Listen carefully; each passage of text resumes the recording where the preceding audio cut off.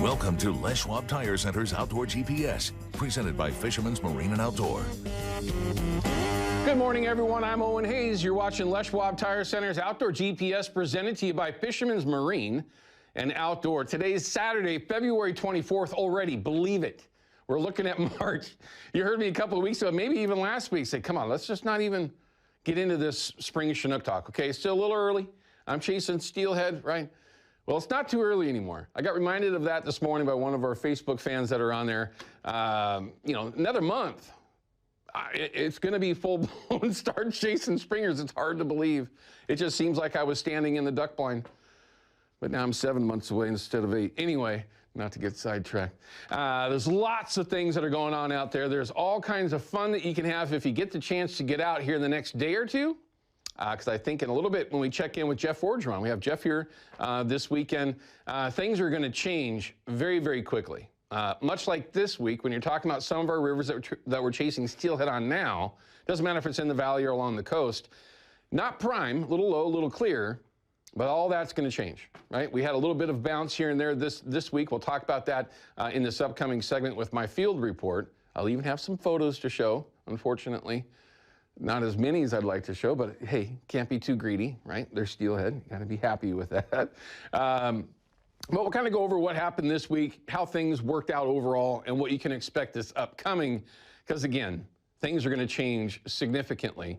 Also, in my I do a little Facebook post before each show, quickly mentioned that if you wanted to try to get that infamous, like very, very rare, very, very difficult, if not impossible, I would say, February springer, you got a very small window because it is the 24th. And when we show you this in river levels, it's that time of year. Ryan added in the Willamette and the Columbia River levels going forward, of course, because of spring Chinook season, the fall and all this stuff. If you've been watching the show for 16 years, you know what I'm talking about. It's going to change. I mean, it's going to be a massive blowout. At least that's what they're forecasting.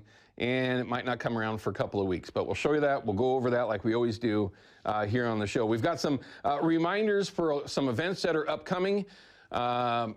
Certainly, if you're at home today and tomorrow and you don't have any plans, maybe you're in Portland, maybe south, you want to go do something interesting, maybe you're curious, saltwater curious, we're going to give you a couple of things that you're going to want to pay attention to that are going on today and tomorrow. Now, special guest in studio. It's been way too long. Hatchery and wild coexist. Now, a lot of you over the years have had a chance to meet Don New here on the show, and of course at sportsman shows and in so many different areas of the outdoor world, right? Our fishing world. Don has been around for a minute, right? Minute or two. Don, you've known some folks around here for a minute. But we're going to have a chance to, again, it's been way too long since we've had him in. But we're going to talk about what Hatchery and Wild are kind of up to. Maybe I'll even ask him that question is, what is Hatchery and Wild? Because I get that all the time, right? It's so easy. You just go online to hatcheryandwildcoexist.org, and you can learn all kinds of things about it. But it is certainly a great opportunity to hear from Don, see how things have been, what are they working on now, and maybe just give you, again, some insight on why you might want to be part of the fix instead of part of the problem. And I say that, and I'm not going to stick too much time on this. I say that this past week I had an opportunity to meet and talk with, an individual that was, part of the commercial fleet, which again, I have zero problem with the commercial fleet in Oregon, Washington, anywhere. I have zero issues with the commercial fleet. It's just on the main stem Columbia, there's no place for kill nets. Okay, I'm just going to leave it there. Hatchery and Wild coexist, and the CCA. Without them people, we are in serious, serious trouble. So we're going to talk about that, give you reasons why you might want to be part of, like I always say, part of the fix instead of part of the problem. But we'll get there here in a little bit. Also, Deal of the Week for Fisherman's Marine is a really good one. I say that because what it is, timely, like they always are, but it might be something that you're completely unaware of.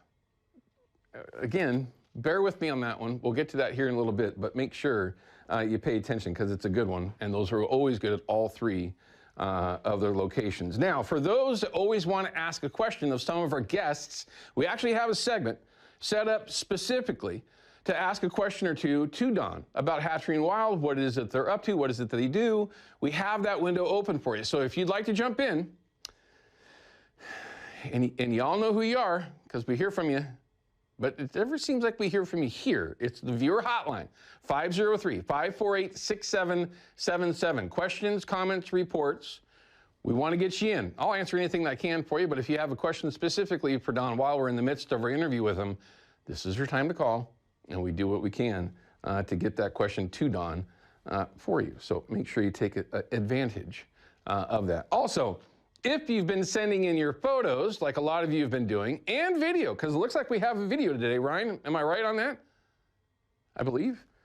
I probably caught him off guard. But yes, we've got a bunch of your photos that everybody's been sending in. So if you've been sending those in the last couple, 3 weeks or so, this is when they should start popping up. So Ryan, let's go ahead and throw those up there. We don't have anybody hanging right now. Here's a great one. Chasing trophies. Oh, Tom Berg. I know Tom.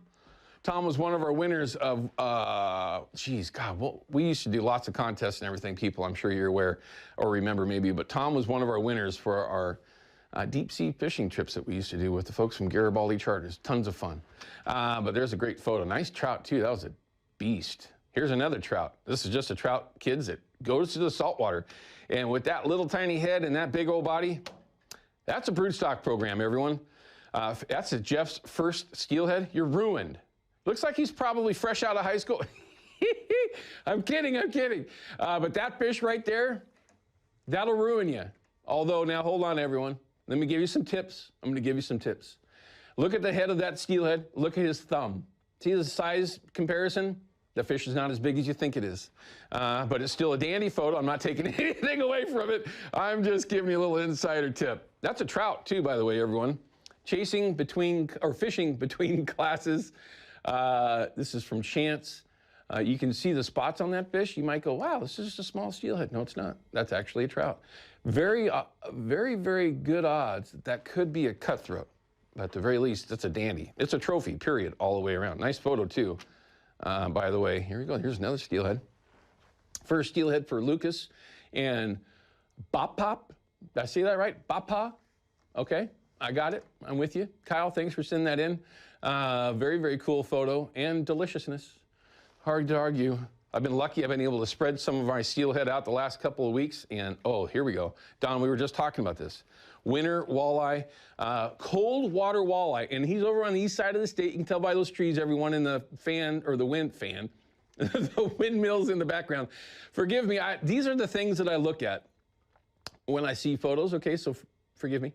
But a wintertime walleye is arguably the best eating fish that you're ever going to run across. I mean, yes. In freshwater, in my opinion, it's sturgeon, walleye, right there. They're fighting each other for being the best one to eat. Perfect meat, everyone. You hear me say that all the time.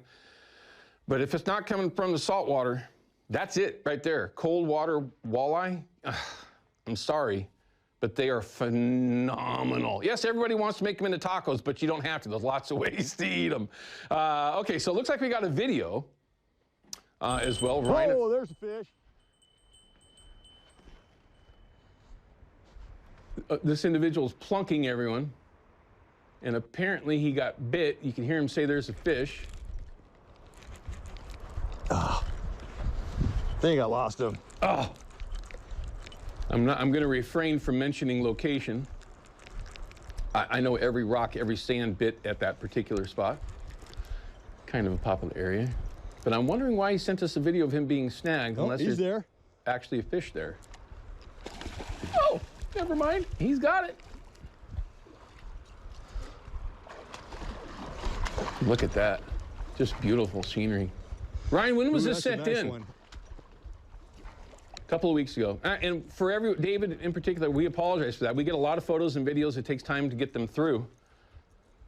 But it also gives you time to let a place settle down before everybody gets to see where you were. Not that people might take advantage of that. Nice one. Look at that. He's got a mag lip. And then, oh, look at that. Great photo. Very cool. Certainly something that you all need to remember. You don't need a drift boat. You don't need a jet sled. You can just go bank fishing in a likely area. You can go plunking, for crying out loud, and have a ton of fun chasing these fish around. And here's how you do it, everyone. It's very easy. It's the Fox 12 app. There's other ways you can become a fan on our Facebook page. That's simple too, but this is the easiest way. And you also get your weather and every bit of info that you need from Fox 12. But once you scroll down, find Outdoor GPS, and it'll tell you exactly how to upload your photos and videos. And there are no shortage. Am I seeing this correctly, everyone? There's no shortage of folks sending them in, and we truly do appreciate that. All right, we're going to cut to a quick break. When we come back, I've got John from Beaverton. He's got a question about springers. It's that time. I'm happy to start answering them. I started playing around with some of those rods yesterday, trying to figure out my setup, my system in the boat this year. Anyway, side story. But we'll be back with John's question and my field report from this week. Don't go anywhere.